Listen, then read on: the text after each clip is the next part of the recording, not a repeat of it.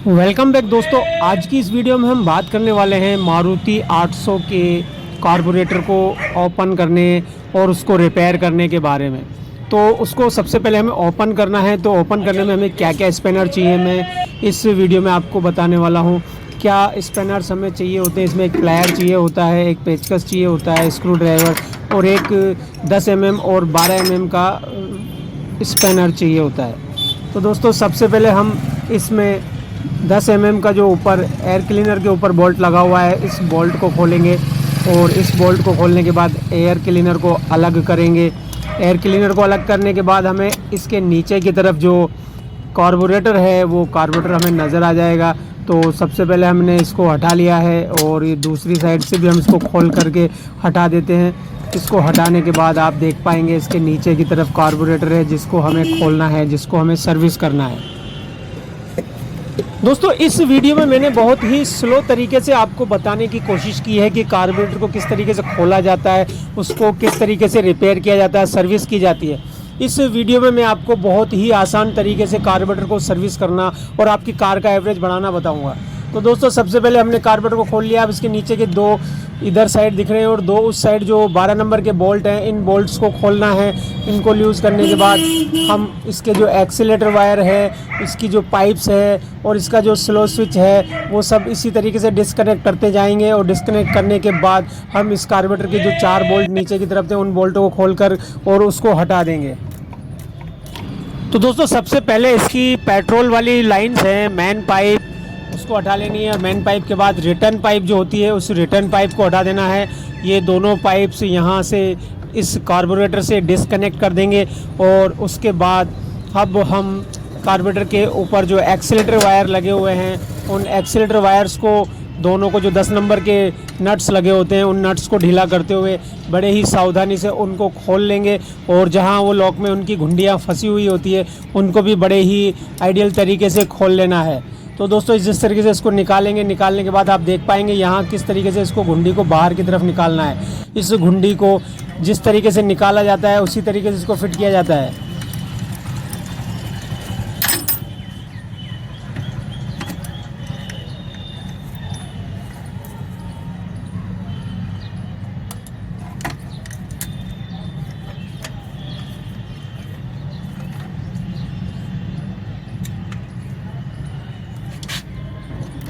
दोस्तों दोनों accelerator wire निकाल लेने के बाद अब इसका पीछे जो स्लो स्विच होता है उसके कनेक्शन को डिस्कनेक्ट कर देना है। उसके कनेक्शन को डिस्कनेक्ट करने के बाद अब इसका जो वैक्यूम पाइप है वो भी चेक कर लेनी है। वैक्यूम पाइप हटाने के बाद इसके जो 2 बोल्ट आगे और 2 बोल्ट पीछे लगे हुए नट जो 12 नंबर के उनको लूज़ करके उनको बाहर निकाल लेंगे। और उनको बाहर निकालने के बाद ही हमारा कार्बोरेटर बाहर की तरफ आ जाएगा।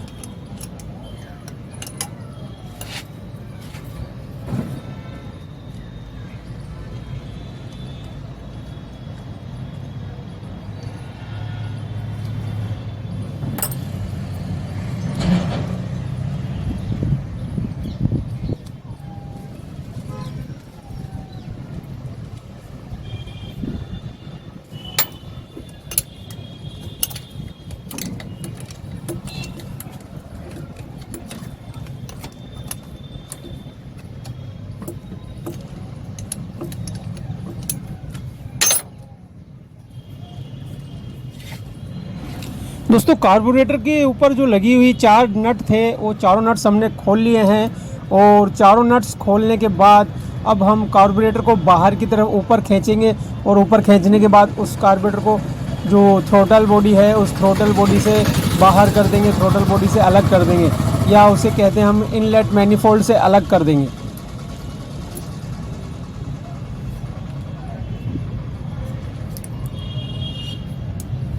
तो दोस्तों फाइनली हमने कार्बोरेटर को बाहर निकाल लिया है।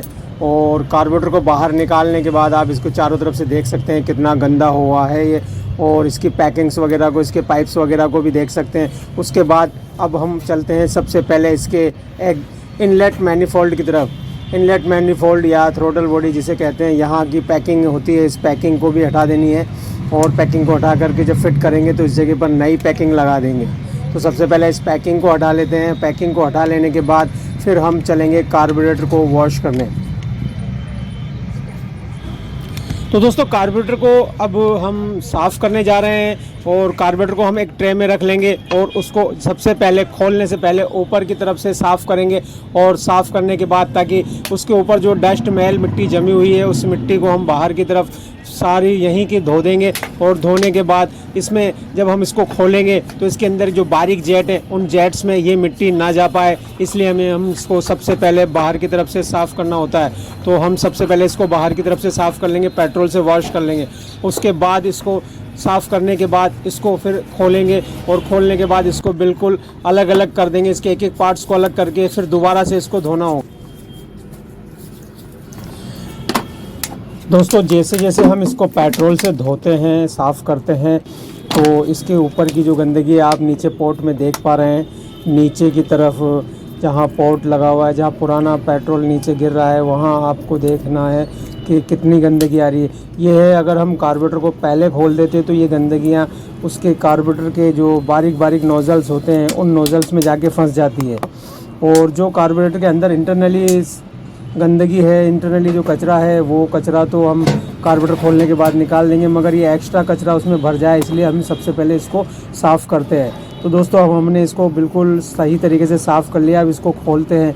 इसके एक एक पार्ट्स को मैंने बहुत ही स्लो तरीके से आपको खोलते हुए बताया है कि आप उसको स्लो पार्ट को खोलते हुए अगर आप देख लेंगे तो फिर आपको फ़िट करना बहुत ही आसान होगा, क्योंकि जिस तरीके से आप इसको खोलेंगे वो आपने अगर सही ढंग से देख लिया तो आपको फ़िट करना बहुत ही आसान होगा। जिस लोगों ने भी इस कार्बोरेटर को कभी नहीं खोला है वो भी इस कार्बोरेटर को खोलकर रिपेयर कर सकते हैं और अपनी कार का एवरेज बढ़ा सकते हैं। तो सबसे पहले इसके ऊपर की जो फ्लूइड बॉडी होती है उस फ्लूइड बॉडी के मैंने सारे बोल्ट्स जो भी हैं उन बोल्ट्स को खोल लिया है। और खोलने के बाद उसकी वैक्यूम पाइप्स को हटाना है। वैक्यूम पाइप्स हटाने के बाद अब इसकी जो फ्लूइड बॉडी है उसको हटा देंगे और उसके बाद उसके फ्लूइड वगैरह को भी हटा देंगे। तो सबसे पहले इसके फ्लूइड बॉडी को हटाते हैं।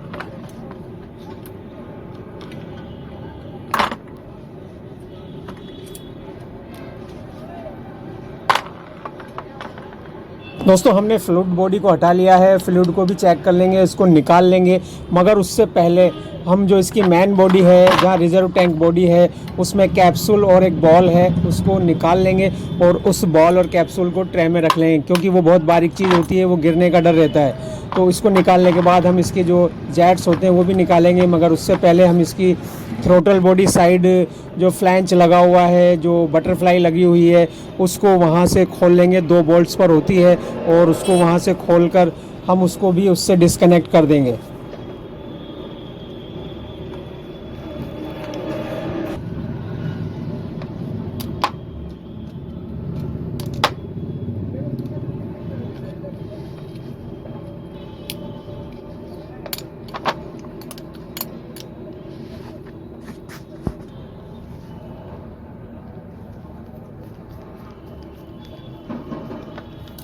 दोस्तों इस बॉडी के साथ जो रिटर्न पाइप है, वो रिटर्न पंप जुड़ा हुआ होता है।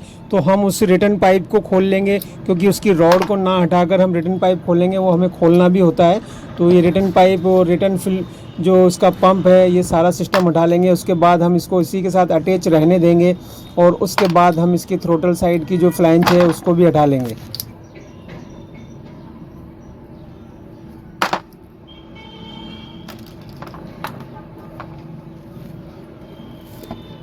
दोस्तों कार्बोरेटर के बटरफ्लाई पीस पर एयर मिक्सचर होता है, उसका स्क्रू होता है और मेन बॉडी के बीच में एक पैकिंग होता है, प्लास्टिक पैकिंग के साथ दोनों तरफ पेपर पैकिंग लगी होती है, उसको फ्लैंच पैकिंग बोलते हैं। तो वो हमें हटानी है, साफ़ करनी है, क्योंकि हमें इसमें फ्लैंच प्लास्टिक वाली वहीं चला सकते हैं, मगर पेपर वाली जो पैकिंग है वो नहीं डालनी होती है।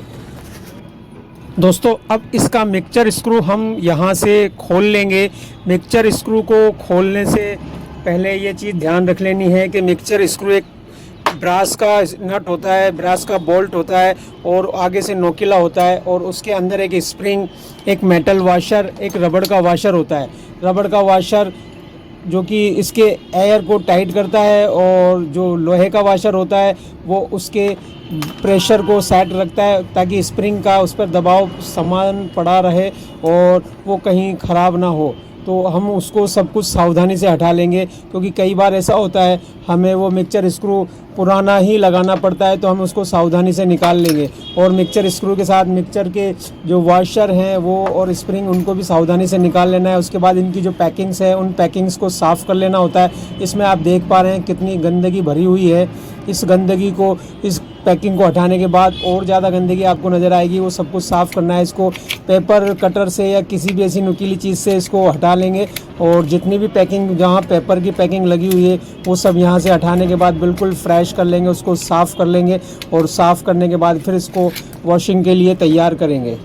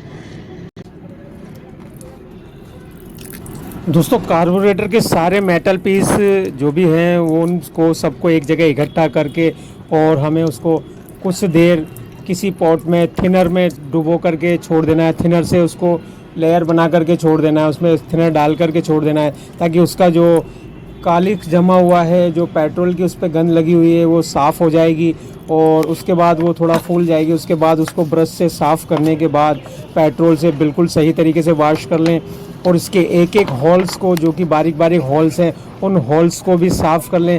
उनके जितने भी हॉल्स हैं उन हॉल्स में बारीक तार, उसके लेवल का तार चला करके और उसको साफ़ कर लें और उसमें थिनर डाल करके साफ़ कर लें।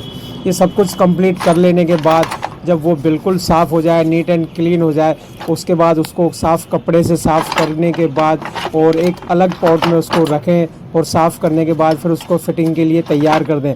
तो दोस्तों हमने इसको बिल्कुल साफ़ कर लिया है। आप देख पा रहे हैं जो हमने जिस पॉट में इसको धोया था उसमें कितना कालिख आया हुआ है, उसका कितनी गंध आई हुई है। इसको हमने साफ़ कर लिया है। अब हम इसको फिट करने के लिए तैयार करने वाले हैं। तो फिट करने से पहले हम इसके सारे पार्ट्स को एक साथ एक जगह रखेंगे और उसके जितने भी पार्ट्स हैं, जो कंपोनेंट्स जहाँ फिट होने हैं, उन कंपोनेंट्स को वहाँ उसी हिसाब से सेट कर देंगे ताकि जैसे जैसे हमें ज़रूरत पड़े हम वहाँ से उसको उठाते रहें। जैसे मैंने यहाँ सेट कर दिए हैं, जहाँ जितने स्क्रू लगते हैं, जिस जगह पर जो स्क्रू लगते हैं, जिस पार्ट के साथ जो स्क्रू लगते हैं, जिस पार्ट के साथ जो जैट लगते हैं, जिसके साथ जो डायफ्राम पैकिंग लगती है, वो सब मैंने साइड करके और उसी को उसी तरीके से सेट कर दिया है ताकि उससे रिलेटेड पार्ट्स, उससे रिलेटेड बोल्ट, उससे रिलेटेड स्क्रू वहाँ अटैच हो जाए। तो दोस्तों मैंने इसको कंप्लीट कर दिया है। अब इसको फिटिंग करना शुरू करते हैं। तो सबसे पहले हम इसकी जो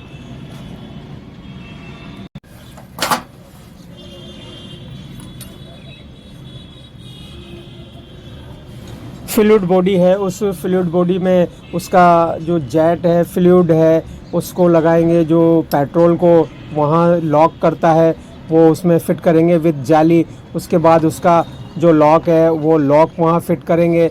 लॉक के ऊपर स्क्रू लगाएंगे और स्क्रू लगाने के बाद उसको कसेंगे। उसके बाद उसको वैक्यूम करके चेक करेंगे कि वो वहाँ से लीक तो नहीं है। कई बार क्या होता है, हम उसको जब फिट करते हैं वो थोड़ा टेढ़ा फिट हो जाता है या उसके अंदर की जो रिंग है वो रिंग सूख जाने की वजह से वहाँ से लीक करना शुरू कर देता है और हमारी कार ओवरफ्लो होना शुरू हो जाती है।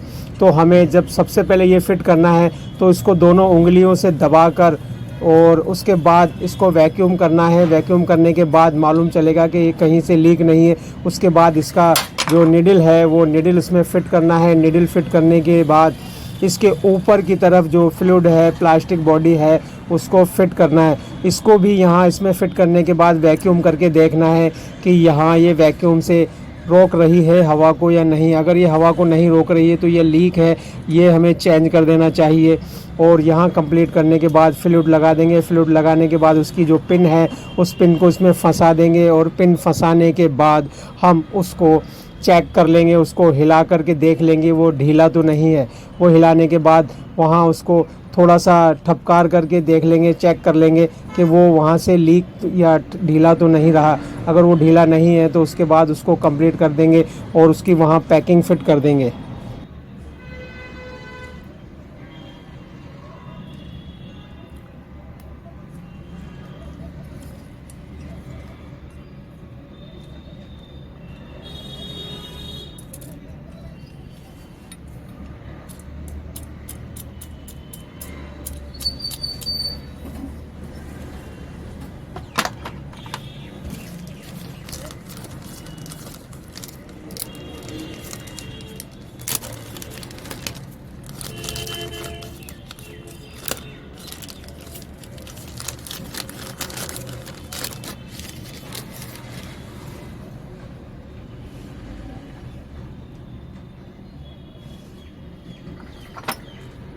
दोस्तों फ्लूइड बॉडी कंप्लीट कर देने के बाद अब हम इसकी मेन बॉडी की तरफ चलते हैं।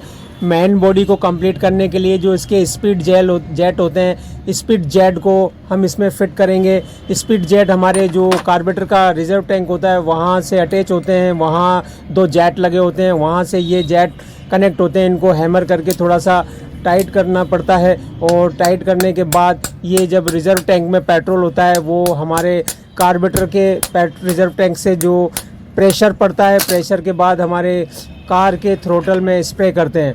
तो ये दोनों स्पीड जेट होते हैं, एक हाई स्पीड के लिए होता है, एक लो स्पीड के लिए होता है। ये दोनों फिट कर देते हैं। इसके बाद अब हम इसके अंदर से हमने जो बॉल निकाली थी जो कि पेट्रोल के लिए रिज़र्व टैंक से अटैच होती है, उस बॉल को और उस कैप्सूल को इसमें फिट कर देंगे।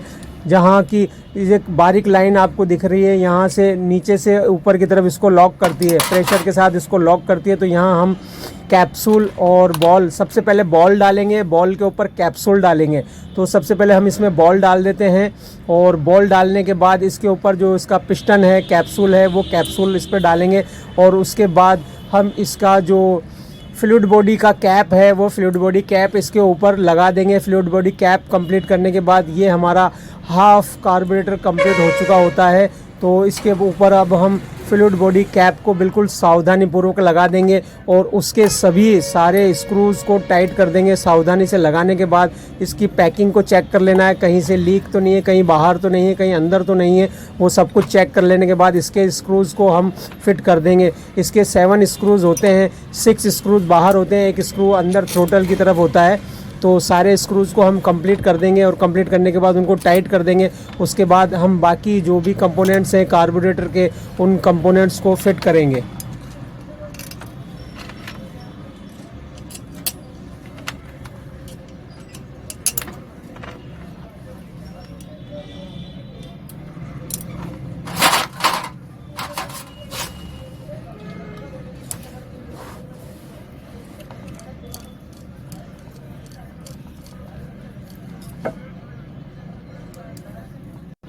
दोस्तों मेन बॉडी और फ्लूइड बॉडी कंप्लीट कर देने के बाद अब हम इसके फ्लैंच बॉडी की तरफ चलते हैं और फ्लैंच बॉडी को भी हम इसी तरीके से उसके जो पैकिंग्स हैं उन पैकिंग्स के साथ, फ्लैंच की पैकिंग के साथ फिट कर देंगे। उनको सारे जो पैकिंग्स हैं हम उसको बिल्कुल सावधानी से लगाएंगे। आप उसके पैकिंग्स को और फ्लैंच बॉडी के कट्स को मैच करते हुए उसको लगाएंगे और फ्लैंच में दोनों तरफ या तो आप चिपक सकते हैं या फिर उसको वैसे भी लगा सकते हैं, उससे कोई फ़र्क नहीं पड़ता। बहरहाल वो लीक नहीं होना चाहिए, अगर वो लीक होगा या आउट होगा तो वहाँ से लीक करेगा। तो हम इसके दोनों नए पैकिंग ले लेते हैं और नए पैकिंग के साथ इसके फ्लैंच के साथ एडजस्ट करके, सेट करके और उसकी फ्लैंच बॉडी और मेन बॉडी को अटैच कर देंगे।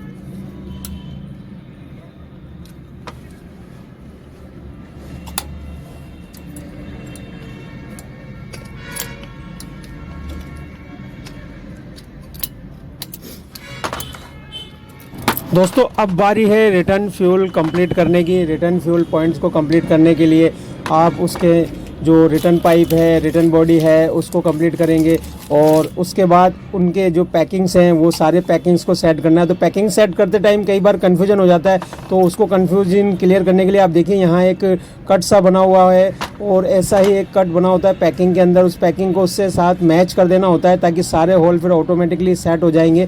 अगर उसको उल्टा लगाएंगे तो वो मैच नहीं कर पाएंगे, तो इसलिए उसके कट्स के साथ उसको सेट कर दें और उसके बाद इसके ऊपर जो फ्लूइड पाइप है, जो रिटर्न पाइप है, वो पाइप लगा दें। रिटर्न पाइप को लगाने के बाद इसके ऊपर स्प्रिंग और डायफ्राम लगाकर ऊपर की कैप को कंप्लीट कर दें।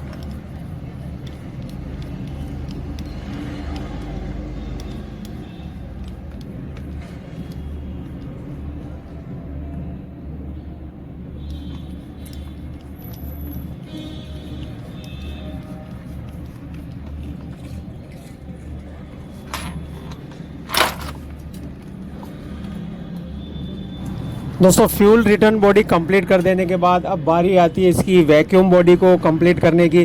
तो जो इसका कार्बोरेटर का वैक्यूम साइड है उस वैक्यूम बॉडी को कंप्लीट करेंगे। वहाँ भी हम वैक्यूम बॉडी के पहले की पैकिंग लगाएंगे और उसकी पैकिंग को मैच करेंगे, उस पैकिंग को उसमें फिट करेंगे और उसकी जो दोनों पैकिंग्स हैं वो पैकिंग लगाने के लिए हम यहाँ भी ग्लू का इस्तेमाल कर सकते हैं या बिल्कुल वैसे ही लगा सकते हैं। तो इसके होल्स को भी मैच करके लगाना होता है और इसको लगाने के बाद इसके ऊपर इसकी बॉडी को लगाएंगे, बॉडी फिट कर देंगे। बॉडी फिट करने के बाद इसके ऊपर की जो कैप है, कैप से पहले जो स्प्रिंग्स वगैरह हैं उन स्प्रिंग वगैरह को सेट करना है। इसके अंदर की जो वाल्व है उस वाल्व को भी चेक कर लेना है। वाल्व बिल्कुल सही तरीके से काम करता हुआ होना चाहिए, वो कहीं से लीक नहीं होना चाहिए। और उसके बाद इसकी जो स्प्रिंग्स वगैरह होती हैं, स्प्रिंग्स को बड़े ध्यान से सेट करना होता है। सबसे पहले बड़ी स्प्रिंग लगी होती है, उसके बाद इस पर एक डायफ्राम लगा होता है, डायफ्राम के बाद एक छोटी स्प्रिंग लगी होती है और छोटी स्प्रिंग के बाद एक कटोरी नुमा छोटा सा पार्ट लगा होता है। उसके बाद फिर इसके ऊपर कैप लगाई जाती है। तो ये बड़ा सावधानी पूर्वक काम करना होता है, तो इसको ध्यान से देखें। आप इस पैकिंग को बिल्कुल सावधानी पूर्वक चेक करें और सावधानी पूर्वक लगाएं। कई बार इसको उल्टा लगा दिया जाता है तो उससे क्या होता है कि ये लीक हो जाती है, यहाँ से लीक हो जाता है और इसको लीक ना हो इसके लिए इसको सावधानी पूर्वक लगाएं।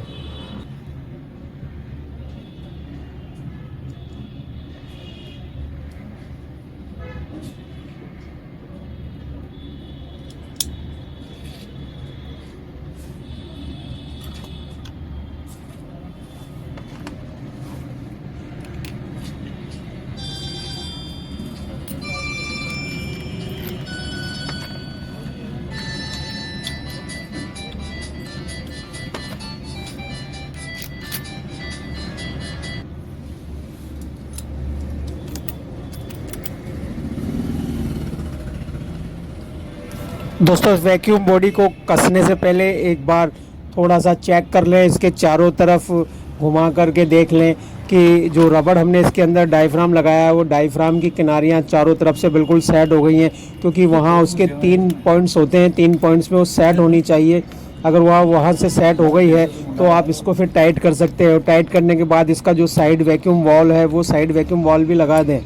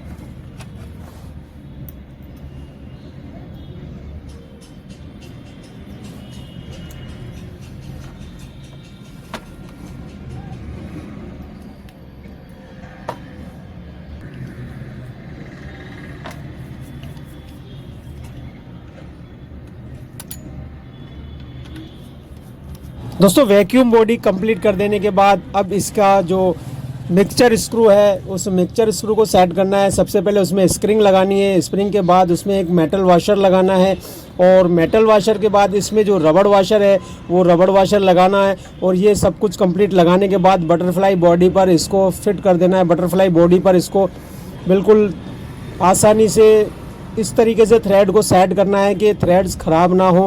और वो सेट कर देने के बाद इसको एक बार बिल्कुल हल्के हाथ से फुल टाइट कर देना है। फुल टाइट कर देने के बाद 3 से 3.5 इसकी थ्रेड्स को वापस रिटर्न कर देना है। 3 से 3.5 थ्रेड इसका एक स्टैंडर्ड मिक्सचर स्टैंडर्ड है, जिसके के वहाँ हम जब इसको वहाँ सेट करते हैं तो हमारा फ्यूल एंड एयर का जो मिक्सचर होता है वो बिल्कुल एक्यूरेट, एवरेज एक्यूरेट रहता है। तो इसको यहाँ से हम फुल टाइट कर देने के बाद 3 से 3.5 थ्रेड वापस इसको खोल देंगे और वो खोलने के बाद अपनी जगह पर एडजस्ट हो जाएगा और हमारा जो फ्यूल और एयर का मिक्सचर है वो बिल्कुल एडजस्ट हो जाएगा। अगर फिर भी दिक्कत होती है तो वहाँ हम उसको और एडजस्ट कर सकते हैं। उसके बाद हम इसके स्लो स्विच को फिट करेंगे। स्लो स्विच को लगा देते हैं और स्लो स्विच के जो अंदर रिंग है वो लगाने के बाद इसको भी स्क्रू से यहाँ टाइट कर देंगे। और टाइट करने के बाद यहाँ इसका जो एक अर्थ वायर है उस अर्थ वायर को उसके साथ अटैच कर देंगे। अर्थ वायर को अटैच करने के बाद दूसरा जो वायर है वो कनेक्शन होता है वो वहाँ हम जब कार्बोरेटर फिट करेंगे वहाँ उसका कनेक्शन सेट कर देंगे। तो यहाँ इसको फिट करने के बाद अब हमारे पास 2 पार्ट्स और बच रहे हैं, वो है मैन जेट और स्लो जेट। तो उन दोनों पार्ट्स को भी हम इसके साथ अटैच कर देंगे। तो इसको टाइट करने के बाद हम जब इसके मैन जेट और स्लो जेट को लगाएं तो उनकी रिंग्स वगैरह चेक कर लें। अगर रिंग्स वगैरह सही हैं तो इसी को लगा दें, अदरवाइज़ अगर नहीं है तो आप इसको चेंज कर सकते हैं। दोस्तों इसका जो स्लो जेट होता है उस स्लो जेट में एक रिंग लगी होती है मगर उसमें थ्रेड्स नहीं होती है। मगर जब भी हम उसको सेट करते हैं तो थ्रेड्स को ना होने के बाद भी उसको स्क्रू ड्राइव से अंदर की तरफ सीट पर सेट करते हैं। सीट पर थोड़ा सा घुमाते हैं ताकि वो अंदर जो सीट होती है उस सीट का इससे मैचिंग हो जाए और वो बिल्कुल वैक्यूम फिट हो जाए। तो उसको वहाँ फिट करने के लिए हम उसको स्क्रू ड्राइव से सेट करते हैं और उसके बाद उसके ऊपर एक लॉक होता है, लॉक लगाते हैं, उसका स्क्रू लगाते हैं। मगर जो मैन जेट होता है उस मैन जेट में हम थ्रेड्स वाली जेट को यूज़ करते हैं। थ्रेड्स वाला जेट होता है उसमें भी एक रिंग लगी होती है, उस रिंग को भी हम चेक कर लेते हैं और उस रिंग को सेट करने के बाद उस थ्रेड्स में उसको सेट कर देते हैं।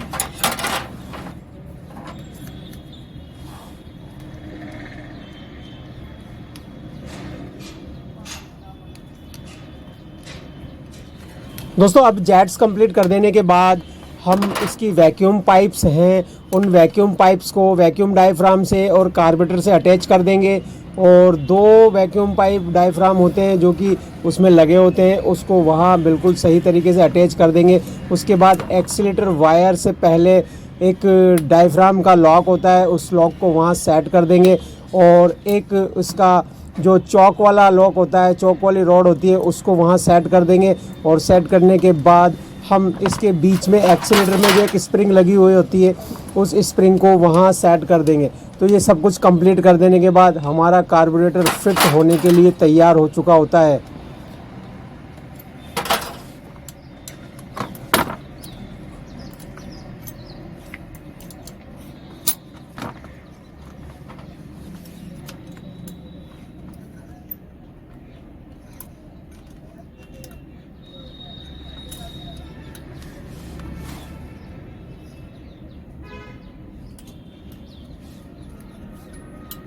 तो दोस्तों हमने कार्बोरेटर को कंप्लीट कर लिया है। इसकी फ्लैंज के नीचे एक पैकिंग लगती है जो कि कार्बोरेटर के थ्रोटल बॉडी या इनलेट बॉडी पर लगती हुई, वहाँ से हम इसको फिट करेंगे। उससे पहले हम इसके अंदर पेट्रोल डालेंगे, पेट्रोल को पाइप से लगाकर और उसको इस पर प्रेशर से अंदर देंगे और उसके बाद इसको चेक करेंगे कहीं से लीक तो नहीं है, इसका रिटर्न चालू है या नहीं, ये सब कुछ चेक कर लेंगे। फिर अंदर इसके जो स्प्रे वाली नोज़ल होती है वो भी चेक करेंगे इसको लगाने के बाद कि वहाँ से पेट्रोल का स्प्रे नोज़ल हो रहा है या नहीं।